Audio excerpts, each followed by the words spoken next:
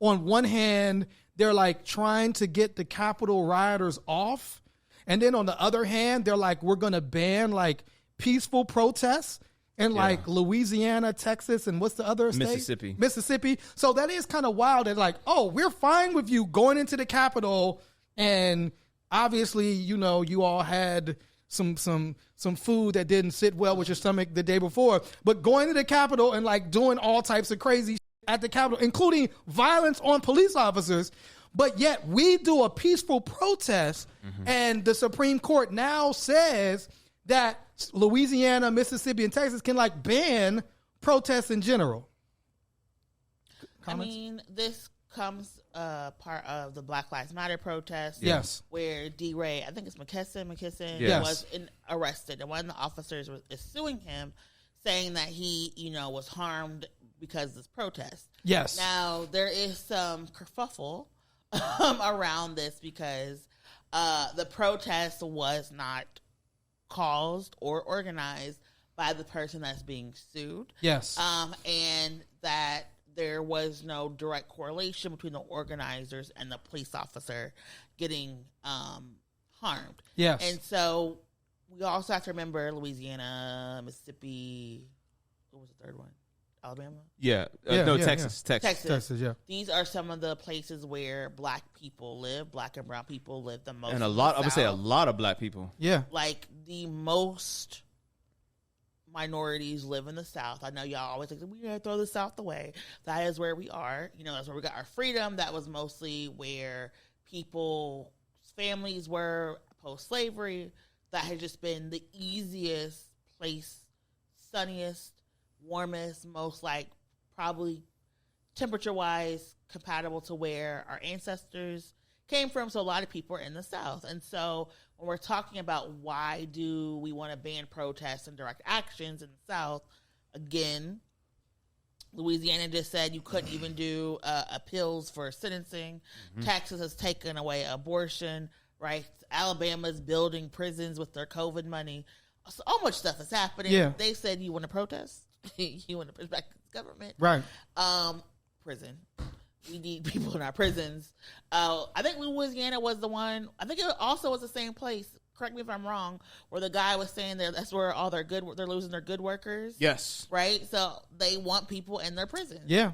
And if you can criminalize protests, you get to put black people in there. Absolutely. And you can say like, again, like you would not want to organize a protest because according to what this law is saying, they're saying like if you organize a protest and something happens at their protest or somebody gets injured or whether it be a police officer or somebody at the protest, that you can be held liable as the organizer of the protest. That now you can be held liable, you can be sued, you can be, you know, put in jail simply because you want to bring folks together. So not only is it like stifling, you know, what's supposed to be our constitutional rights to gather and speak out against, you know, what we see as injustices or wrongs, it's also like making you now possibly criminally and civilly liable for anything that happens at a protest. Like you said, D-Ray was not even the person that organized this protest. Just so the most recognizable person. Right. It should have been thrown out immediately because he wasn't the organizer. He was just there. You know what I'm saying?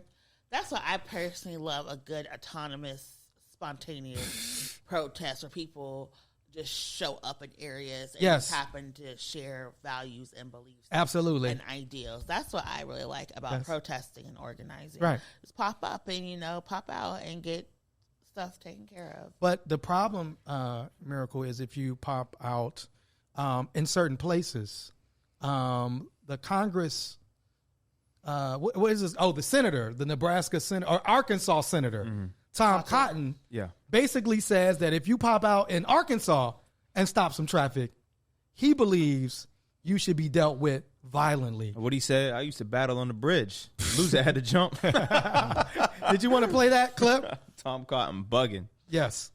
I agree with you that you have to get to these criminals early.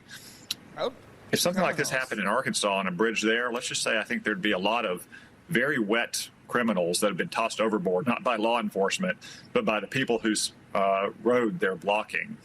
If they glued their hands to a car or the pavement, well, probably pretty painful to have their skin ripped off. But I think that's the way we'd handle it in Arkansas. And I would encourage most people anywhere that get stuck behind criminals like this who are trying to block traffic to take matters in their own hands. There's only usually a few of them, and there's a lot of people being inconvenienced. It's time to put an end to this nonsense. I feel like that is a call for violence. That absolutely is a call. And again, people were gluing themselves to things? Yeah, sometimes like people glue themselves. Yeah, like glue your hand or glue yourself to something. Make yourself to be permanent so you can't move. Yeah. So if you want to lock something down, you're able to stay there for a significant amount of time. Absolutely. But here's D. Ray as this person who literally just shows up at a protest.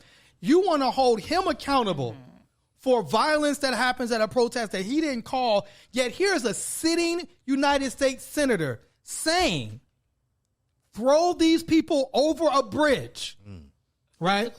Physically assault them, rip their hands up. Perhaps kill them. Perhaps kill them. That's how, and encouraging them, calling them criminals just because somebody wants to go out and protest. They're a criminal. So this is a wild, right? The January 6 people, they were just, led astray by some crazy people in the FBI. They're not criminals. Like they should be all let go. They should be all given pardons. But if I block you going into a bridge, I should be thrown off and killed or murdered. And he just like you said, he's encouraging folks to do this. And he will. This is the wild part. This is how white supremacy works, right? He'll receive no consequences. He's a senator. He'll be fine. He'll receive no censorship in the Senate. You know what I'm saying? Like, and nobody. The thing is, there's going to be a lot of people to be like, Tom Cotton's onto something. 1,000%. Right. When somebody gets ran over at a protest, well, didn't they pass a law that said you can? That was in Florida. Yeah, it's in Florida. You can drive protesters. through, yeah. So again, I mean, this is where we're at now. And it is about, like, we don't care if you cause more violence, I mean, as long as your violence is against black and brown folks. Right. Yeah. I'm saying as long as your violence is politically aligned on the conservative side of the world.